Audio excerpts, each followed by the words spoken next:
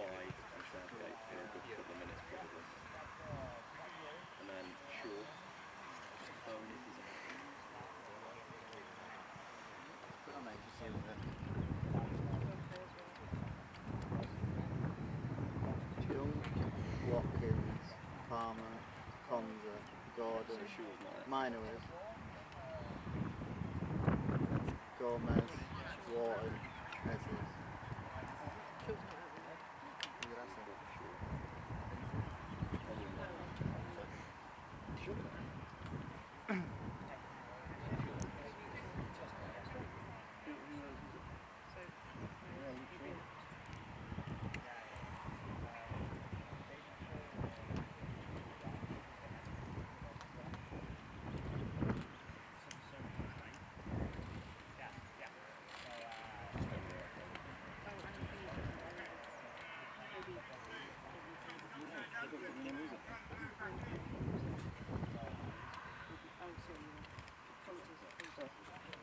Kobbie's there, so he's there as well.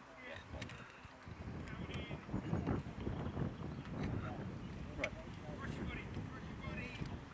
Ready? Yeah. Talk, can you keep an eye on time? Yes. I'm aiming for 4 minutes, so if you just keep doing 1, 2, 3, or that's it. Yeah. Can we get the old rounds? Go what?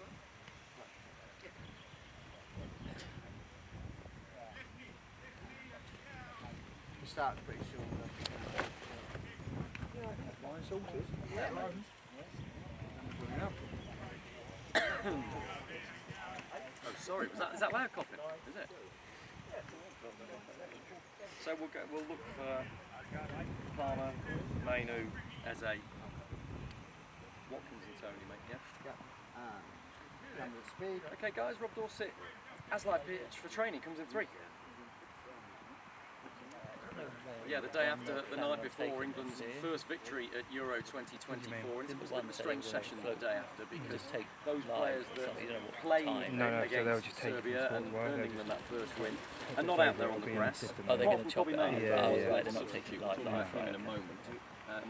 There are 12 players out there as we speak to you right now, and it's the players who were non-playing substitutes last night for England really that are out there doing well. The rest of the players, well, they're doing recovery sessions indoors, so they'll have a good sleep having got back in the early hours of the morning from their flight from Gelsenkirchen. They'll have some rehabilitation, some physio, some massages, maybe do some work in the pool or the gym as well. All of that is set out and based on the stats that the England medical team have for each individual player, but it's the rest of the squad that's out there now, and a chance for the England manager Gareth Southgate to reflect really on the first game. Lots of positives I think you have to point out. First and foremost, a win, a really important win. Getting off to a positive start is huge in any tournament, and actually England have done that very well under Gareth Southgate. He's taken charge of 4 tournaments. England have always won their opening game. And bear in mind that hasn't always happened, especially in European Championships. In fact, it was only England's second opening game victory in European Championship history, so we shouldn't get complacent that this is something that always happens. It has under Gareth Southgate. Other big positive, no major injury concerns. We were worried about Kieran Trippier. We saw him clutching his hamstring and a bit of his calf. He told us after the game it was just cramped and he was fine, and he actually needed the minutes on the pitch, so that was good news for him. No obvious injury concerns for Gareth Southgate. A clean sheet, that's now 3 clean sheets in their last 8. We were making something of the fact that it was only 2 clean sheets in the last 7 before last night's game. So under pressure from Serbia, to keep another clean sheet I think is a big positive. And probably for me the most important, a chance to improve the fitness and the game time of some players that desperately needed it. Harry Kane got 90 minutes, John Stones got 90 minutes, Kieran Trippier, as I mentioned, has missed a month of the season or so with Newcastle, working his way back, got 90 minutes. Bukayo Saka missed the final game of the season for Arsenal, only got 25 minutes in the warm-up games. He got 75 minutes. So those are the real positives for Gareth Southgate as he talks to some of his backroom staff there. He's discussing everything that I'm talking to you about right now, no doubt. But the negatives, I think, are a niggling concern for him and for England supporters. England only had 4 shots on goal in the whole game. There was a lack of creativity there, in truth. England dominated the first half, but they were second best for big chunks of the second half. They let Serbia take control of the ball in midfield. Serbia were a threat, but for a couple of big saves from Jordan Pickford, we might not be standing here talking about an England win. Trent Alexander-Arnold, for all his brilliance on the ball, still learning his trade a little bit in that central defensive midfield role. Declan Rice, who plays alongside him, said as much yesterday, but talked about how quickly he's learning that responsibility and how his passing ability and his crossing ability changes that England midfield dynamic. John Stones and Harry Kane didn't look fit to me. That's a concern, particularly the captain. Harry Kane is not match sharp, he's still recovering from that back problem, he's still trying to get up to match sharpness. Remember, he missed the last 3 games of Bayern Munich's season, so that may take a few games. The question now is, can he and some of those others that I've just mentioned go again and start the game against Denmark? Listen, unless there's an injury we don't know about, I'm pretty sure Harry Kane will. But what about the other striking options that Gareth Southgate has? I was surprised, I have to say, that we didn't see Ollie Watkins in the middle of your picture there, or Ivan Toney, who's on the right-hand side, at some point last night. I was calling in our live blog on the Sky Sports app for maybe Harry Kane to come off. And then, of course, he nearly scored with a brilliant header, which the Serbian keeper did very well to tip onto the bar, which is why Gareth Southgate always puts Harry Kane off. But I'd be very surprised if Kane can play another 90 minutes in the space of 4 days, despite his incredible record of 49 goals in 52 matches this season. So I expect to see more of Ivan Toney, the Brentford striker there, and Ollie Watkins in this next game. They offer something a bit different, don't they? Toney, very direct, brilliant from the penalty spot, a real target man. Watkins is a little bit more mobile, has found an awful lot of space for Aston Villa, plays in between the 2 centre-backs, makes more runs off the ball, I think. And his record this season in terms of his goal scoring and assists has been outstanding, so he will be desperate to get some game time on the pitch against Denmark. If he's going England's way, I think he will get game time. And also, the man he's warming up with there, in fact, both men he's warming up with there, Ebou Chieze on the left-hand side and Cole Palmer is kicking. Both of those will be chomping at the bit to get some game time for England against Denmark. Eze, 11 goals, 6 assists, 5 goals in his last 6 Premier League games for Crystal Palace. So direct, really committed defenders. It wasn't really the game for him, certainly in the field last night. It may well be against Denmark, so if he doesn't start the game, it may well be that he's a good option off the bench. And likewise, Cole Palmer, England's X factor, both of those two, but in Palmer's case, 27 goals and 15 assists for Chelsea this season.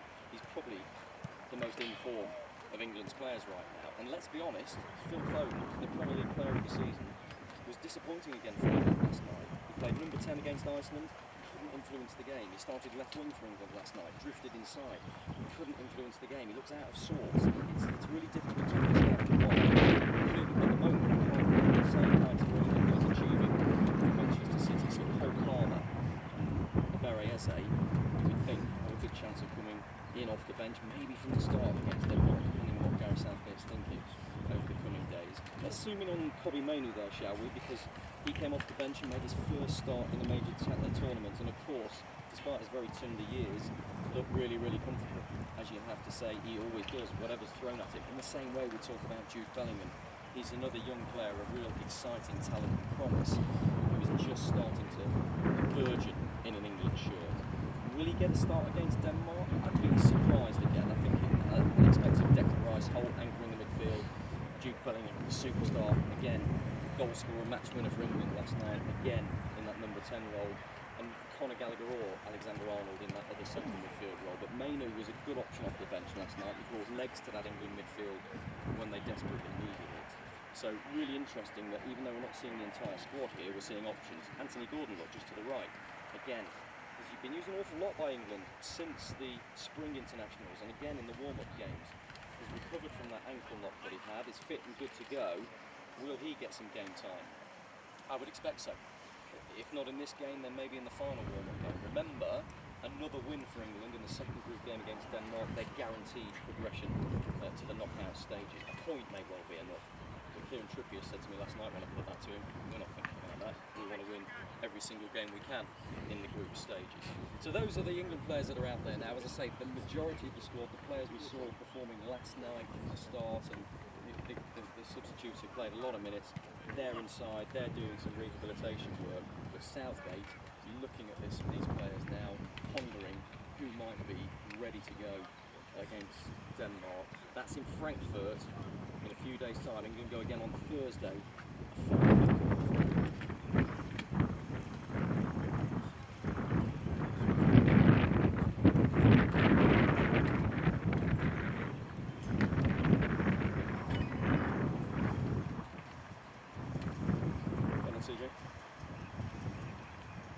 chance you can get and you want to get, mate, really.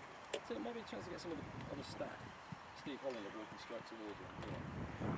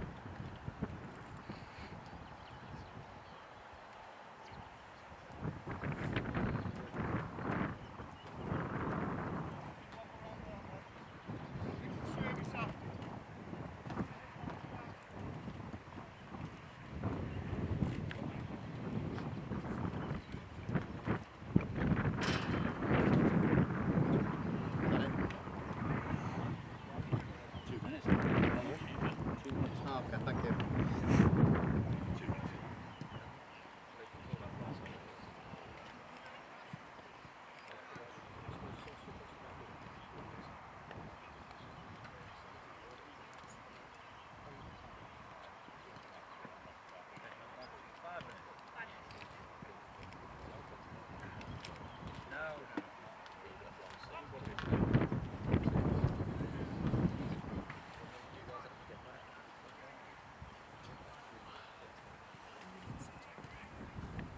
Right off, to be honest. Yeah. Start backing out soon.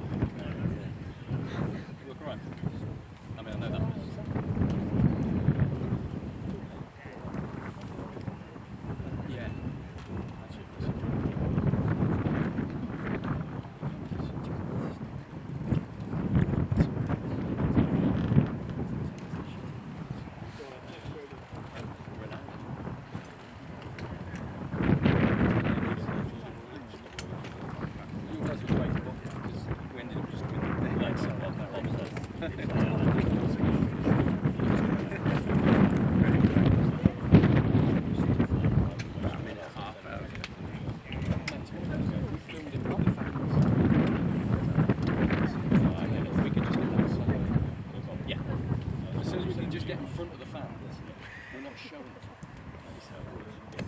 But thank you, mate.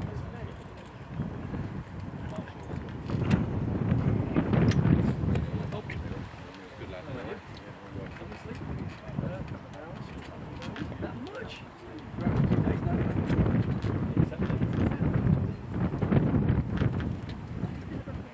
At 5 hours. He's one of those messages.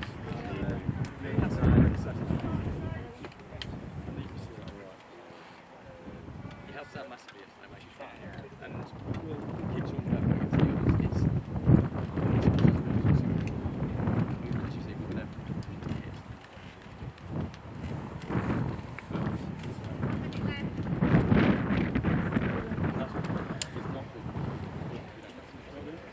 It's not working. Right. Get the look at it. £2, 6 hours. Thank you, mate. Thanks again. Oh, is Andy packing up yet? That's it? Yeah,